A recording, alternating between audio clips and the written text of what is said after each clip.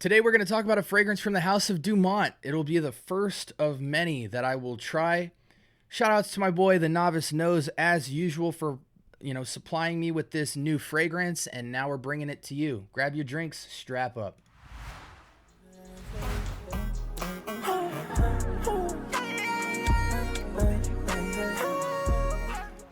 All right, welcome to the Scent Bubble. I am your host for the afternoon, and today we have a fragrance from the House of Dumont. This is Elysium. Wait, let me pronounce it all the way. Celerio, Celerio Elysium Dumont for men. Once again, I can't say it enough. Gator, appreciate you for sending me this fragrance and putting me on to new fragrances that I haven't smelled before. I mean, that's what it's about. Sharing the wealth, sharing the love. And he outdid himself just sending me a ton of decants.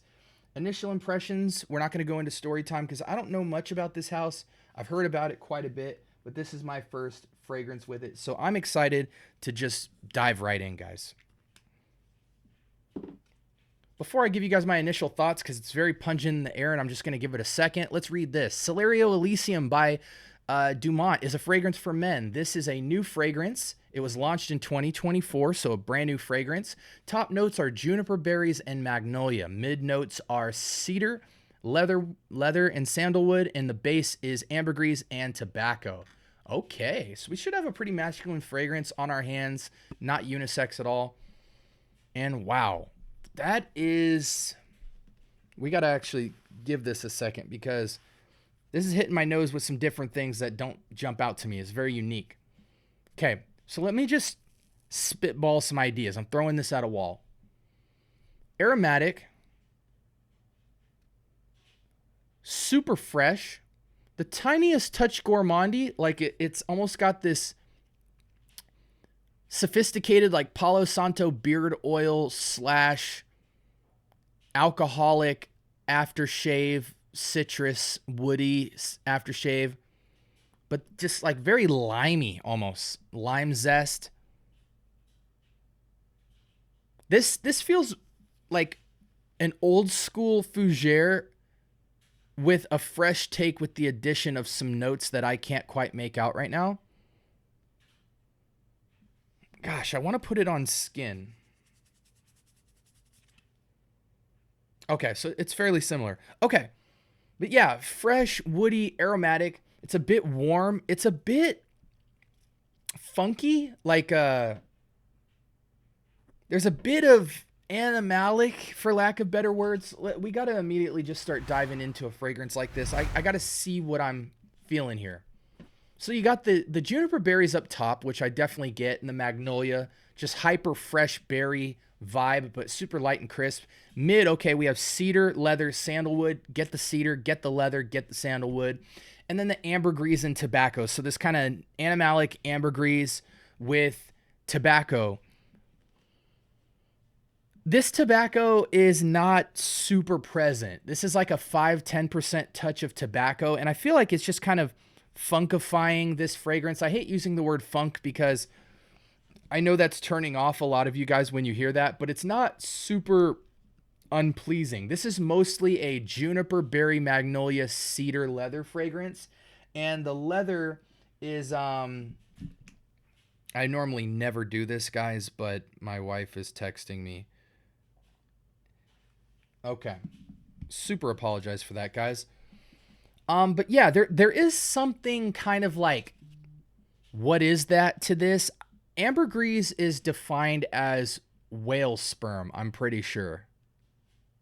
It's got a skin-like, salty, warm effect. So I think ambergris and tobacco in the base might be kind of this lingering 20%. What quite is this about it? 80% of it's going to be juniper, magnolia, cedar, leatherwood, sandalwood, or leather sandalwood. It almost comes off as this limey, cedary, airy fragrance with the tiniest sweetness added from juniper berries. But then that base is really kind of I don't know if it's complementing this fragrance very well. I think it's just kind of taking it in this wannabe masculine direction. I really don't care for the base here. I feel like they probably would have benefited from ambergris and tobacco being more on the top or the mid, and they should have relied on kind of a cedar, leather, sandalwood base, maybe through the juniper and magnolia in the heart of this fragrance, because that's the sweet spot of this fragrance. It feels like you kind of get this warm, slightly animalic funk from skin notes, and I'm getting that on the test strip, so I know it's not just a skin thing. But I don't know with this. This is a questionable fragrance to me because it's going in this very fresh, modern, fougère, limey, cedary, sweet vibe. But then there's just this other stuff that's distracting me from that beauty aspect of the fragrance. So for me, it goes in a very average. I might even go as low as a 6 out of 10 on this fragrance. Fresh fragrance, predominance in spring, summer. If you did care for it, it sucks because it's a great fragrance, but it goes into the unique category with the ambergris and tobacco in the base. But this would definitely be a casual to slightly semi-formal fragrance. I might wear this if I was golfing on a golf course or going on a hike. I think the aeration of this fragrance might really benefit this. This is a very outdoorsy, with the elements type of fragrance. The cedar, the leather, the juniper, the magnolia, the sandalwood can kind of bounce off everything. I think the ambergris and tobacco might fit better on like a beach or near water where you can kind of get some oceanicness to it. That way it smells a little more natural funky and not skin scent funky. I do get some touch of amber in there as well, even though it's not in the notes. But yeah, this is a unique one. I might write it off if I was judging it from here, but I think the fragrance is intriguing enough that I would at least put it on and go on a walk or something and see what it does in the air to see if some of the bad parts of this fragrance kind of complement the air, so to speak, or complement the trees or the grass. You know what I'm saying? Sprays of this, it's a typical freshie with charm. I would say you probably got to be north of 5 sprays with something like this. This is like a 5 to 8 sprayer, and you'll probably have to spritz after an 8-hour shift. Especially if you're aerating with this fragrance, you might have to go 6 to 8. But I don't know if I would go 6 to 8 with a fragrance like this. I might start at 5 and spritz up later.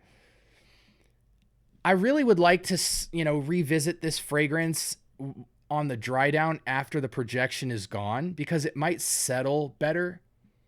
But just instinctively, it feels like it could definitely be above average in the 8 out of 10 category had the ambergris been dialed in better. And the tobacco, you don't smell pipe tobacco. You don't smell rolling tobacco. You don't even smell tobacco at all. It's certainly doing something with the ambergris that, for lack of better words, I can't really describe to you guys. It's just something you kind of got to put your nose on. But it is kind of this classification of fresh, modern take on Fougère, reminiscent of old school Fougère, and this touch of uniqueness with what the juniper cedar combo is doing when it interacts with ambergris and tobacco. Again, casual to semi-formal, outdoors fragrance. This is a fragrance where I smell the elements. And how much is this fragrance? Let's see. Is it on Amazon? You might be able to get this fragrance for like 30, 40 bucks. Let's see. Dumont Celerio Elysium. Let's see if I can find it. Celerio Elysium Dumont. Just trying to see if I can pull up some sort of pricing for this fragrance.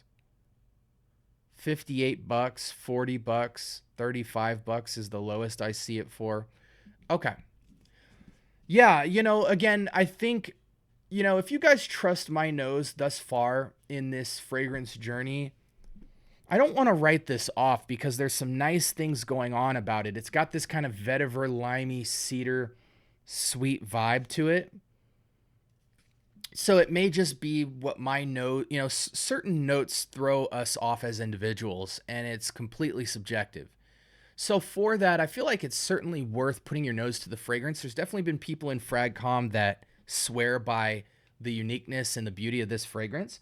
Put your nose on it and let me know if you guys have this bottle in your collection, and let's kind of get some community feedback going. This is a fragrance where I feel like the internet would benefit from us speaking out about how we feel about this fragrance so that anyone considering it knows whether or not it's blind buy worthy for them or if they need to get their nose on a sample, because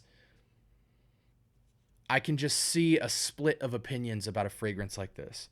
Thank you guys so much for rocking with me. I am a part of the Scent Bubble. I am your host, and I really appreciate it for those of you who are commenting, and subscribing, and more importantly, turning on those notifications. There's about 10 to 20 of you guys that are notoriously always there, always supportive, always commenting, always sharing your fragrance journey with me, always tapping into the lives. And I can't thank you guys enough. I'm going to soon start shouting you guys out because I just really appreciate the consistency of certain members of this community. We are approaching 800 subscribers, but there are usual suspects, about 20, 30 people that are just always here that I can rely on. And it really kind of is the gust of wind behind my content that gets people involved in it from guys like you. So I really appreciate it.